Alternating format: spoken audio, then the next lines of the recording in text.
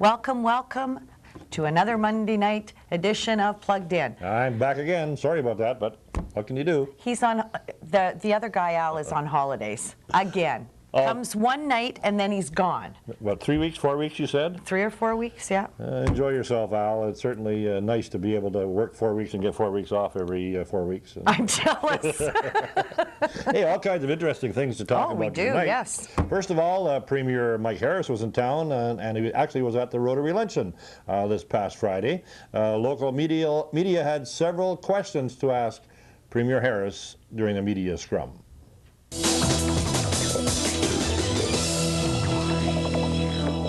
Mike, documents filed this morning in court suggest that the Premier's office wasn't interested in negotiating with the natives in regards to the Ipperwash issue. I'm wondering, is that true? No, that's nonsense, and the conclusions from that are nonsense. And you know, we've been very consistent and very cooperative all along. And I think you've heard statements from the OPP that will also say that that is absolute nonsense. So that's a matter of a court case, and that will all be settled. Howard Hampton has called a news conference at 3 o'clock. He's going to be asking for your resignation on Monday. What's your response? Well, that'll be about the 851st time he's asked for my resignation, and unfortunately, if he's still around, he'll face me in the next election. You've received some criticism from the NDP not condemning or preventing attacks against Muslims in Ontario. Can you comment on that? Well, we've been the first government to be very vocal and very upfront about this. I've made a number of statements, so has the Attorney General, and we've made it very clear that that this type of racist reaction will not be tolerated in the province of Ontario, and sent strong indications that the full force of the law from the province of Ontario will be brought to bear. So I will repeat it again for about the fourth time. Mr. Premier, what's happening on Monday in the legislature in terms of the terrorism? Well, we have a resolution that I think is public that will be brought forward with the cooperation of all three political parties. We will ask for unanimous consent, and parties have indicated that they will grant that, and we will debate for a day the actions and the reactions and the implications of this terrible tragedy and cowardly act that took place on September the 11th. So the day will be devoted to that. Okay. Good. Yep. Sorry? Yeah. There was an important presidential meeting that took place with the M&R ministers on Tuesday in order to get their the fire planes reactivated again and mean a lot of jobs for Bombardier. How did those talks turn out? Well, there's not a definitive conclusion, as I understand it from there. As you know, the Ontario government has purchased 9 of the new aircraft that are assembled here in North Bay and are the top state-of-the-art firefighting aircraft that are available really in the world. And what we're hoping to do is to encourage other provinces to recognize this, to upgrade their fleets as Ontario has. And this has a number of benefits. It's beneficial for us if we need assistance from other provinces. It will upgrade the whole Canadian capability for firefighting, and there is a side benefit, of course, to jobs here in North Bay, in that we are the location for the final assembly. So it wasn't a meeting where we expected there would be decisions to be made, but we are encouraging the ministries of natural resources from all the provinces to make this a budgetary priority within their provinces. Mike, small towns like Bruce Mines have been boiling their water for like a year now, and they're still saying they're waiting for word from your government on some kind of assistance. Do you have any update on where that's at? Yeah, I mean, listen, this you know, boil water orders, I think there were 200 in Newfoundland in the last number of months. In British Columbia, this is a challenge and is a problem. It's not a new problem, but it's one that we constantly are trying to address, and we brought in very tough new strict standards, as you know, that lead the country here in the province of Ontario. There are assistance programs through OSTAR in particular to help upgrade. Those announcements have taken a little longer than we would have liked. We're trying now to not only have provincial assistance but federal assistance under the combined infrastructure project, so it takes a little long when you need to get all levels of government there, but announcements are expected to be made. There are about 60 projects now on the federal minister's desk awaiting decision making there, and so we're hopeful that within the next few weeks these announcements can get out the door. And welcome back. It is our pleasure to welcome Ron Vanier from the North Bay Fire Department, who is one of the volunteers for the Critical Incident Stress Team. Okay, Ron, what is the Critical Incident Stress Team? Well, as you mentioned, we're volunteer members, and what we do is after traumatic events, whether it be a large fire where there's death or been injury, we're called upon as a team, and it doesn't matter whether it's here in North Bay or the surrounding area. We're called to help in the debriefing. Now, we're talking about stress. Now, this is mental. And that's mental, yes. Yes, it is. Mm-hmm. Now, people walk away from those kind of situations, they seem unscathed. You look at them and they're not bleeding, they're not cut. However, you don't know what's happening with their minds. And what our job is when we do a debriefing is to recognize who would require the help. Mm-hmm. Some people having stress, there's positive stress in your life, and some of them can handle it very well, and others can't. So it's up to us to recognize who needs additional help. And it could be just talking it out with their peers or members of their family, whatever. And others do need professionals to assist them.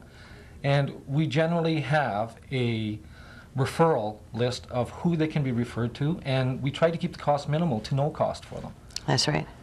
Now, you were telling me earlier that you're going to be on, the word isn't on call, it is on alert. On alert, right, sorry, for to go down to New York. Yes, we are. And you're here specifically to ask for help from North Bay and businesses and individuals. Yes. And what kind of help do you need from them? We need financial help. We're a totally volunteer group. We operate on a budget of about $5,000 per year, and those are done through 2 fundraisers primarily, right, to keep the office active and to absorb some of the costs that we have. Now, we're looking at tremendous costs by going down to New York. We're looking at transportation costs. Right. Right now we have to apply for our own passports. Right. So there's incidental costs. We're looking at clothing that makes us recognizable when we're down there on the scene, and to determine who we are and what we're doing there, so that they would know by CISD on the back, or that we are a critical incident stress team, the color designation to designate those who are from Canada, and so that we're distinguishable on scene. And what we are looking for are funds, financial support from the residents of North Bay, from businesses of North Bay, corporations of North Bay and surrounding area, to assist us in getting us there. Now, as I said, we're on alert. That's right. And in the next few weeks, we're in the state of preparedness. We'll be in the state of preparedness to get the team down there. Now, you also mentioned earlier, what happens if we don't utilize the funds? That's right. We are a non-profit group, and we have a charitable license. Right. So those who do donate and wish a tax receipt, we can provide that for them. And the funds do have to be dispersed. If we don't use them, it will be my recommendation as a member of the fundraising committee to ensure that the funds are sent to maybe the Red Cross, yes, or the World Relief Fund that will assist those in New York that desperately need the money. And if somebody wishes to donate, how do they get in touch with you, or who do they call to donate to? Well, to make it as simple as possible, we're asking that they can drop off the money during business hours, check or money to the Fire Hall Station 1 right, at the corner of Princess and Ferguson Street, and during business hours, or they can mail it to Station 1. And we have an office in the station. Chief good. McCullough has provided us with an office. We've had it there in the fire department for about 10 years now. So it will be taken from the desk to the office. And the address is 119 Princess Street West. Well, I wish you luck. And I know if you get sent down there, you'll do a great job. Well, thanks. And hopefully the people down in New York will be able to get organized and get out of, hopefully not too many of them need your help. Great. Well, thank you for having me. Okay, thanks for coming. If you or your group has an event coming up, you can write Cogeco Community Television at 240 Fee Street, North Bay, Ontario. Our postal code is P1B8S4, or you can fax us at 472-7854. Now, Sean Lestage has today's announcements worth noting. There's a babysitter training session happening September 29th from 9 a.m. until 4 p.m. It's a $40 registration fee, and it's a one-day session for new and experienced babysitters ages 10 and older. The Royal Canadian Legion Branch 23 at 150 First Avenue West are having a cribbage for bucks September 30th. Guaranteed $1,000 in prizes. Registration from 11:30 till 12:45. The 22-Wing Fitness Sports Recreation Center having a wacky Wednesday, October 3rd. For more info, call Chris or Tracy at 494-2011, extension 2610. The Chisholm United Church Turkey Supper happens Saturday, September 29th from 4:30 till 7 p.m. Everyone is welcome. Workshop on self-care happens September 27th. It's open to the public at 489 McIntyre Street West. For more information, call Arif at 494-4774. I'm Sean Lestage for Plugged In. Now back to the desk. Hi there, welcome back. It's my pleasure now to welcome a special guest from the North Bay and Area Museum, Lee Halford. Leah, it's very nice to see you, and I understand the museum had a very busy summer. We did, yes. And all kinds of interesting things planned for the future, I understand. Yes, quite a few. Tonight I would like to tell you North Bay more about our after-school program, which this is actually the first fall that we're starting this. It's a pilot project. So right now, it's going to be running from October 9th to November 30th. Any special age level for the students? Yeah, we're gearing it towards ages 5 to 12. Most of our programming are geared for that age group. And we've designed it so far to be both fun and educational and interactive. So the participants who would come any day, they might have a lesson on North Bay history or architecture in North Bay or transportation, about the railroads. Or Okay, is it all done on site, Leah, or do you get out around town? Or? Yeah, no, it's at the museum, and it's going to be running weekdays from October 9th to November 30th at the museum from 3:30 to 5 every day. Okay, now is it the parents' responsibility to get the children there, or do you look after picking them up, or? The parents will have to bring them to the museum or have someone deliver them to the museum. Okay, so again, you said it's 3:30 till? 5. Now, are all the children of different age levels on the same day, or are they different days, or once a week, or twice a week? Or? No, they'll be open for all children every day. Okay, and okay, maybe go through some of the specific topics you're going to take the children through. Okay. You know well enough ahead of what they're going to be? Yeah, right now we have nearly 40 programs developed. 40? Yes, 40. For the 8 weeks that it's running. Each day has a different topic. There are 5 main themes: transportation, communication, architecture, nature, and there's another day that will alternate in between the other 4. Each day has a specific subject that will be discussed, such as railroad history or Morse code, television, that sort of thing. So things are, of course, based on history and the past. And now, do the children have to bring anything to the workshops, or is everything provided there, included in the cost? Or? Yeah, everything will be provided. They'll have an information session. We'll discuss and we'll talk about things. They'll also do a craft or do an activity. And we also have developed a series of workstations that will be available to the children every day. So if that day they're not feeling like participating in the actual program, we have a reading station where they can read, or a puppet station where they can make up their own plays, and a dress-up station, whole bunch of different stations. Now, is everything tied together, or, for example, could a child miss a day and pick it up? Are there individual events, or are they all tied together? Do they have to go every session, or? No, they don't have to go every session. That's what we've developed it, that each day is like an individual program. So if you have a certain day of the week, like Wednesday night or so, that is a difficult night for parents to pick up their children, they can come to us every Wednesday and they can participate every Wednesday. Or if, Tuesday, whichever days of the week you would want to. They can come every day if they want to come every day. Well, but we if hope you they would, of course. Exactly, but if you only want to come one day a week, or if you only need a few days each month, then that's possible as well. Okay, now, who do they get in touch with to enroll in the program? Who do they call? They can call me, Leah, at the museum at 476-2323, and we're asking people to register their kids ahead, so we'll have numbers so we can prepare adequately. And for cost, of course, they can call you at the office. We don't like talking about cost on here, but it's very reasonable, I assure you. Well, thank you very much, Leah, for coming to speak with us, and continued success with the excellent program.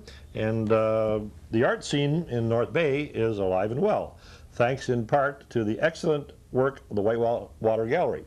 Let's join Carol Ann McLean with a current exhibit.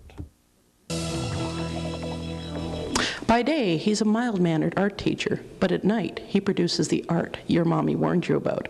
Who is this mystery man? Stay tuned and find out.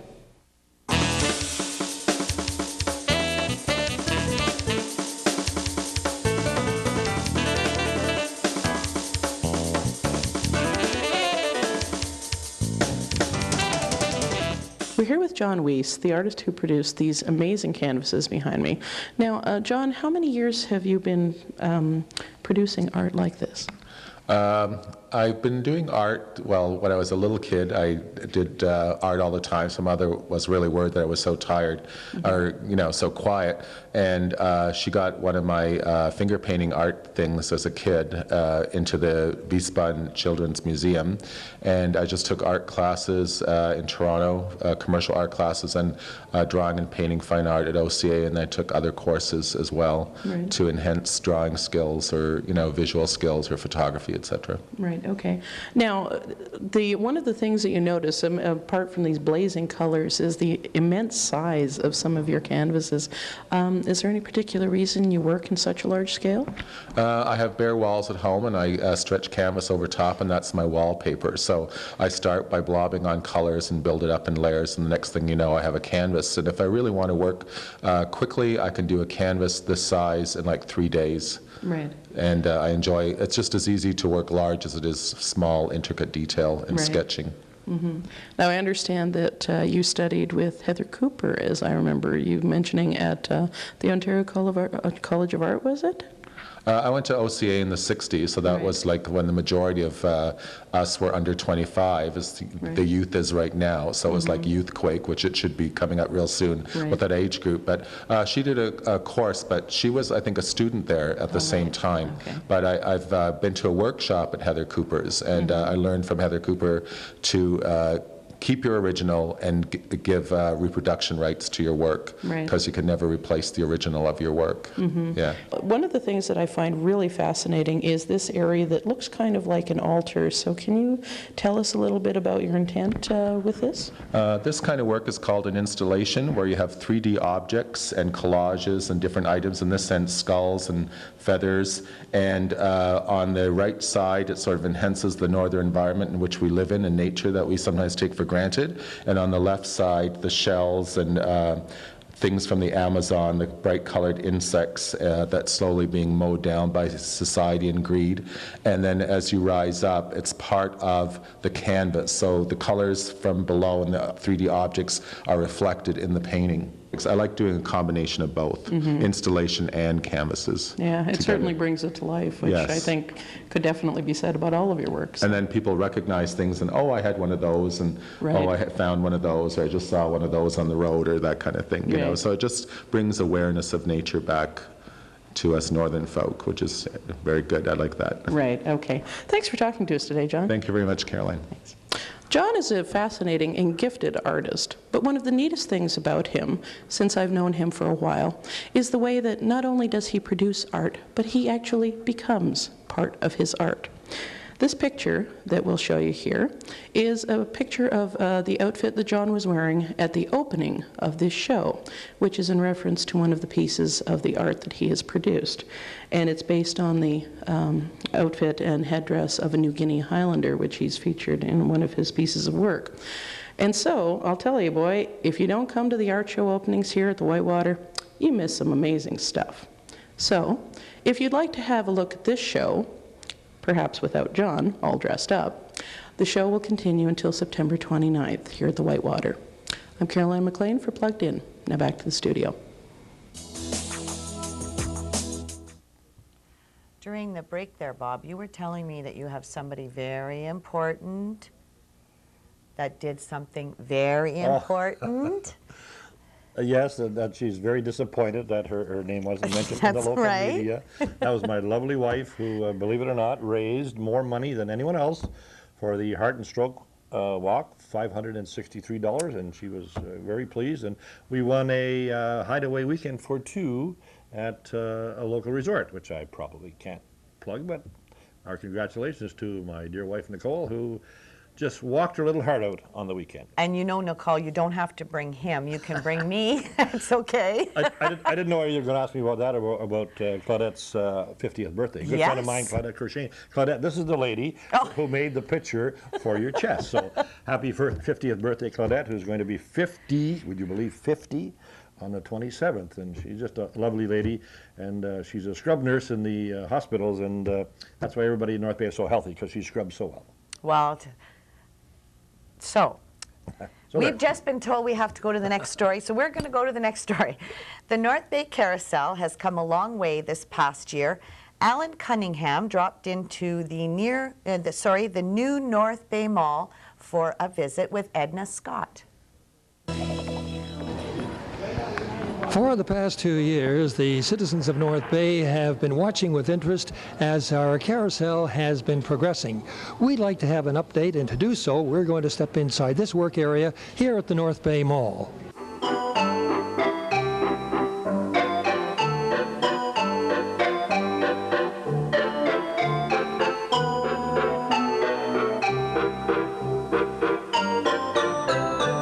Well, Edna, it's been a little while since you and I last chatted about the carousel, but things are progressing well. They're going extremely well. We now have 28 local artists who've been organized by another local artist, Arlie Hoffman, to produce 28 pieces that go on our carousel, 14 on the rounding boards and 14 on the scenery panels. And the moose, what you're looking at here, is one of our scenery panels, and this was done by a local artist, Sue Davies. So we have an incredible representation of our local artists. And in total, on the carousel, there will be over 50 original pieces of work from 50 different artists in the area. And this is a typically Northern Ontario scene. It certainly is, and most of the scenes, I get the feeling, you know, it's sort of evolved that our carousel has become a time capsule. And I'm sure that people will look at our carousel 100 years from now and look at the artworks and say, this depicts the North Bay area. It depicts the artists that were in the North Bay area at the time, and many of the scenes that will have disappeared by then. So it's an incredible representation of our city. The artwork itself, now I'm looking at a painting. Actually, this is a giclée reproduction on canvas, and what has happened is the local artists donated the pieces, and from those we were able to take a giclée and have it reproduced. Now what that does for us is if we have damage at any time, and hopefully that won't happen, but if it did happen that one of our pieces was damaged, we can go back and have another piece reproduced to replace it. And the local artists have agreed to allow us to do at least 25 for use on the carousel only. And I'm sorry, I missed it. How many rounding boards or how many scenery pieces will there be? There will be 14 rounding boards and 14 scenery panels, so 28 pieces of art. And each one of these will be surrounded in lights as well. That's right. We have about 800 lights in total on the carousel, so it will be quite a picture. Department. I see some chariots down there that are underway. Yes, both of the chariots are almost complete. We have a loon chariot and a rocking chariot that depicts two blue herons, which again is very typical of our area. And we have about 3 horses still left to do. So there's still a lot of work. There's still a lot of kind of Joe job kinds of jobs to be done. And amazingly, the people who have been involved all through the whole process are still prepared to go on and do all of this kind of just elementary painting, which it's very exciting to see how the interest has been maintained. Well, with the leadership that you have shown in this committee, you must be very gratified at the results that you see now. Oh, it's been one of those projects where it hasn't been difficult because people seem to have enjoyed the project and want to be involved, and there's been a real mood of excitement about the whole project, and it's still going on, which is amazing. Our North Bay Carousel is very quickly beginning to take shape as we have browsed here through the work area. We see the chariots now taking shape and being painted. We've certainly seen a number of horses, the rounding boards, the sceneries. So we're looking forward to this carousel when it's on the waterfront about a year from now.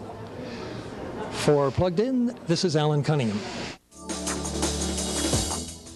I thought he was on holidays. Oh, he was just on site, I guess. What a beautiful carousel. Yes, lovely, lovely, lovely.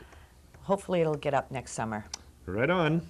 Well, thank you for coming in, filling in for Al, and you're coming again next week. That's what they say. Same time, same station. Yes. Don't be late. You weren't late today, but No, I I'm wasn't just late. saying, don't be late. Happy birthday, Claudette.